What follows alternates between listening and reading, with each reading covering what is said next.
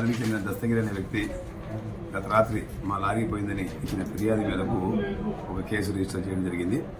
విచారణలో దస్తగిరి అతను గార్లపేట చెందిన షామీర్ బాస్ దగ్గర డ్రైవర్గా పనిచేస్తాడని, గత రాత్రి పర్వీన్ బాణ పెట్రోల్ బంక్ దగ్గర ఉన్నప్పుడు తన బండి పెట్టినప్పుడు రాత్రి 9 గంటల సమయంలో కొంతమంది గుర్తు తెలియని వ్యక్తులు తన లారీని దొంగిలించిపోయారని, దాని విలువ సుమారు 15 లక్షలు ఉంటుందని చెప్పేసి ఈరోజు ఇచ్చిన ఫిర్యాదు మేరకు కేసు రిజిస్టర్ చేయడం జరిగింది.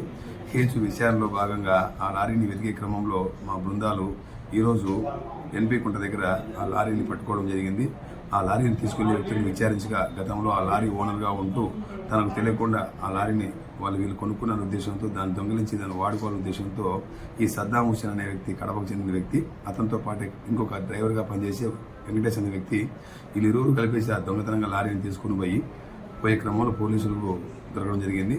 వారిని అరెస్ట్ చేసి కోర్టుకు హాజరుపరుస్తున్నారు.